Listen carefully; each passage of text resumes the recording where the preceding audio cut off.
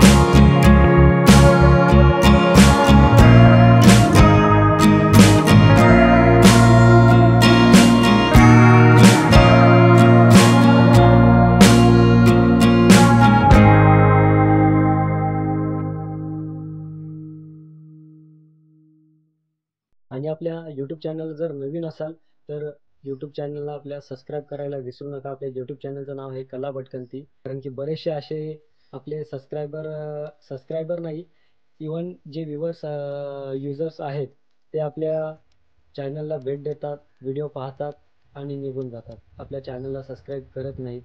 तर असं करू नका, चॅनलला सबस्क्राईब करा. आम्ही खूप मेहनत घेऊन व्हिडिओ बनवतो, पॉईंट शोधतो, ते तुमच्यापर्यंत पोहोचवतो.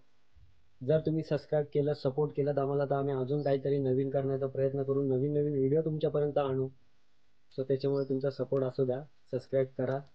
चला तर आपण आता पुढे जाणार आहोत. काही पॉईंट आहेत ते मी तुम्हाला दाखवणार आहे, ते आपण पाहणार आहोत. मित्रांनो, हा आहे मोदी तलाव. तुम्ही पाहू शकता, हा मुळ्यांच्या नाक्यावरती जे ग्रामपंचायतीचे गाळे आहेत त्याच्या पाठीमागच्या साईडला आहे हा तलाव, स्टेट बँकेच्या समोर.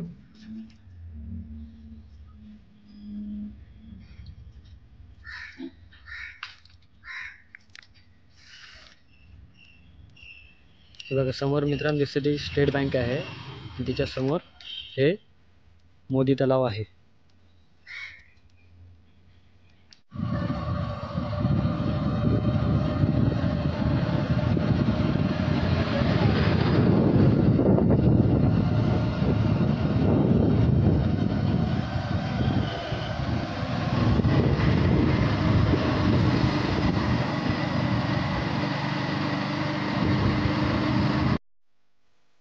तसं मित्रांनो, तळा तालुक्यामधला जर निसर्ग सौंदर्य पाहायला गेलात तर खूप छान आहे. कारण की पावसाळ्यामध्ये इथे एक डॅम्प आहे, पण त्याला धबधब्याचा स्वरूप सुद्धा आहे, जे वावे डॅम्प म्हणून ओळखलं जातं त्याला. तो सुद्धा आहे पावसाळ्यामध्ये तुम्हाला पाहण्यासारखं. आणि या ठिकाणी खूप ठिकाणून लोक येतात, जसं की माणगाव असेल, इंदापूर असेल, कोलाड असेल, आजूबाजूच्या परिसरातून खूप सारे लोक या ठिकाणी फिरण्याकरिता येत असतात. आणि दुसरं जर पाहायला गेलात तुम्ही तर गायमुख पन्हेळी या ठिकाणी एक गाईचं मुख असलेलं एक मंदिर आहे छोटंसं, की तिथं वर्षाचे 12 महिने पाणी चालूच असतं. गाईच्या मुखामधून तिथे पाणी येत असतं आणि हजारो भाविक त्या ठिकाणी सुद्धा दर्शनाकरिता जात असतात. आणि जर तसं तुम्ही पाहिलात तर आज तळा तालुक्याची जी ग्रामदैवत आहे आई चंडिका माता, तिचं सुद्धा मंदिर आपल्याला तळाच्या म्हणजे खालच्या साईडला पाहायला मिळतो. हायवेपासून थोडं खाली आहे.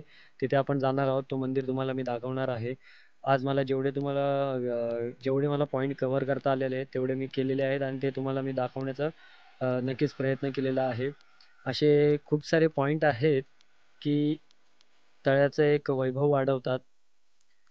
ऐतिहासिकदृष्ट्या त्या स्थळांना प्राचीन काळामध्ये खूप महत्त्व होतं. असे बरेचसे जे ठिकाणं आहेत ते मी तुम्हाला दाखवले. तळे तर फारच महत्त्वाचे होते, कारण की या तळ्यांवरूनच तालुक्याला तळा हे नाव पडलेलं आहे, असं आपल्याला काही गोष्टींमध्ये आढळून आलेलं आहे. ते मी तुम्हाला सांगायचा प्रयत्न केलेला आहे. त्याच्यानंतर तळगड किल्ला वगैरे आहे, ते तर मी तुम्हाला सांगितलं. त्याच्यावरती आपण नेक्स्ट व्हिडिओ बनवणारच आहोत, की त्याच्यामध्ये तुम्हाला प्रॉपर तळगडाचीच माहिती मिळणार आहे. त्याच्यामुळे मी आता तळगडाचं कोणत्याही याच्यामध्ये काय माहिती तुम्हाला सांगत नाही आहे. ऐतिहासिकदृष्ट्या तर तळा उत्तम आहे. जर तुम्हाला शांत ठिकाणी जर जवळच्या जवळ यायचं असेल तर तळा अतिउत्तम आहे. फिरण्याच्या दृष्टीने सुद्धा, राहण्याच्या दृष्टीने सुद्धा, खाण्याच्या दृष्टीने सुद्धा अतिउत्तम तळा तुम्हाला शांततेसाठी खूप चांगला आहे. तळा तालुक्यामध्ये अ, उष्ण वातावरण असतंच, पण डोंगराळ भाग असल्यामुळे थंडी ही तितकीच असते. पावसाचाही प्रमाण तेवढाच असतो. आणि दुसरी गोष्ट डोंगराळ भाग असल्यामुळे पाऊस कितीही पडला तरी तळा तालुक्यामध्ये पाणी कुठेही भरत नाही. सर्व आपण मित्रांनो चंडिका देवीच्या मंदिरामध्ये जाणार आहात. मी तिथलं देवीचं तुम्हाला मंदिर दाखवणार आहे, थोडासा परिसर दाखवणार आहे. आणि विशेष त्या मंदिराचं किंवा मूर्तीची माहिती मी तुम्हाला सांगणार नाही आहे, कारण की याआधीसुद्धा मी देवीच्या मंदिराची किंवा इतिहासाची एक व्हिडिओ बनवलेली आहे आणि ती मी अपलोड केलेली आहे. ती तुम्ही पाहू शकता. मी डिस्क्रिप्शनमध्ये लिंक देईन, ती तुम्ही व्हिडिओ तिथे जाऊन पाहू शकता. मी फक्त आता जस्ट तुम्हाला आता ह्या जे आपण व्हिडिओ करतोय त्याच्यामध्ये जे आपण काही स्थळं घेतलेली आहेत जी महत्त्वाची होती, आत्ता पण आहेत, पण ही इतिहासामध्ये म्हणजे जुन्या काळामध्ये खूप महत्त्व होतं त्यांना, ती मी तुम्हाला दाखवायचा प्रयत्न केलेला आहे. तर त्यातमध्ये चंडिका देवीचं मंदिरसुद्धा आहे आणि तो सुद्धा मी तुम्हाला दाखवणार आहे. तर चला आता आपण पुढे जायला निघतोय. सर्वात शेवटी तयार झालेला रायगड जिल्ह्यामधला माणगाव तालुक्याचं विभाजन करून तयार झालेला हा तालुका आहे आणि अतिशय उत्तम तालुका आहे. फक्त रोजगाराचं इथे कोणताही साधन उपलब्ध नसल्यामुळे बऱ्याचशा गोष्टी किंवा बरीचशी लोक आपली ही जी उपजीविका आहे ती मोलमजुरी किंवा शेती याच्यावरच अवलंबून आहेत. मित्रांनो, हा आहे चंडिका मंदिर.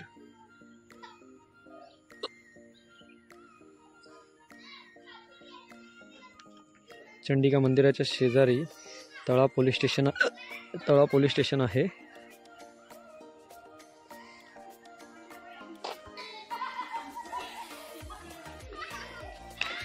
मित्रांनो, हे आहे चंडिका मंदिर देवस्थान, तळा तालुक्याची ग्रामदैवत आई चंडिका देवीचं मंदिर. आणि सांगितल्याप्रमाणे जे मी तुम्हाला मगाशी सांगितलं उर्फी पिक्चरचं जे शूटिंग त्या तळ्यावरती झालं होतं, तसंच उर्फी पिक्चरचं काही प्रमाणात शूटिंग ह्या ठिकाणी सुद्धा झालं होतं.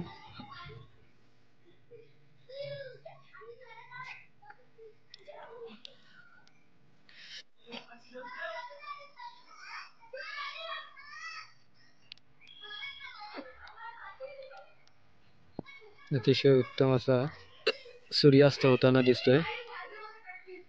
सूर्य मावळतोय.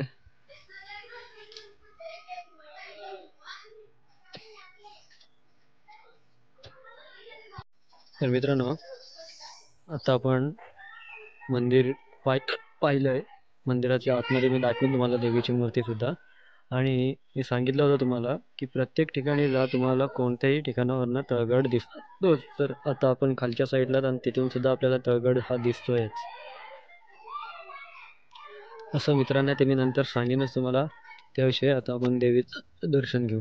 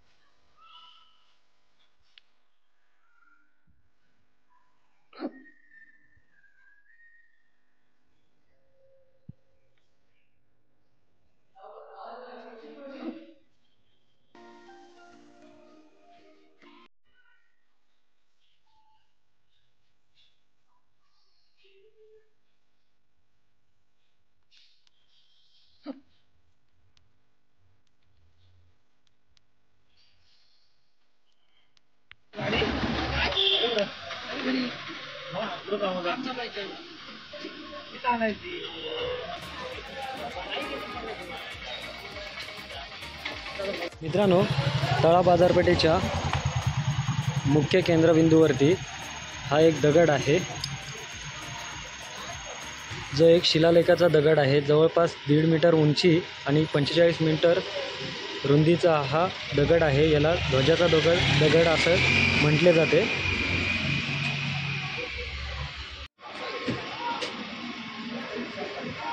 हे आहे तळा बस स्थानक मित्रांनो. जस्ट आपल्यासमोर तळा बस स्थानक आहे, आपण तिथे आलो आहे. आणि हे बघा, ह्या मार्केटमधून सुद्धा तळगड किल्ला पूर्ण दिसतोय.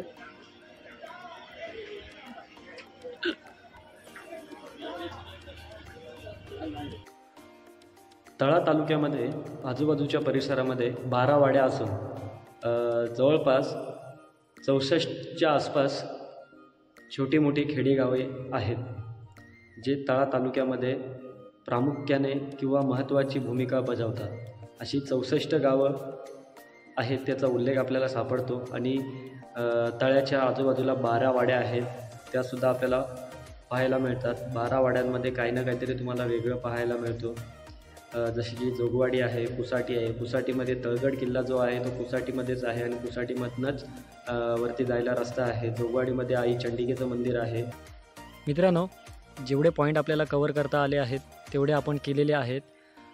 मला वाटतं अजून चुकून माझ्याकडनं कोणते पॉईंट राहिलेसुद्धा असतील, पण मला जेवढे माहिती होते किंवा जेवढे मला कवर करता आले तेवढे मी केलेले आहेत. आणि तळ्यामध्ये जर तुम्हाला यायचं झालं तर राष्ट्रीय जो महामार्ग आहे, मुंबई गोवा महामार्ग, त्याच्यावरनं इंदापूरमध्ये आलात की इंदापूरपासून एक फाटा जातो, जो इंदापूरपासून 15 किलोमीटर अंतरावरती तळा हा तालुका येतो.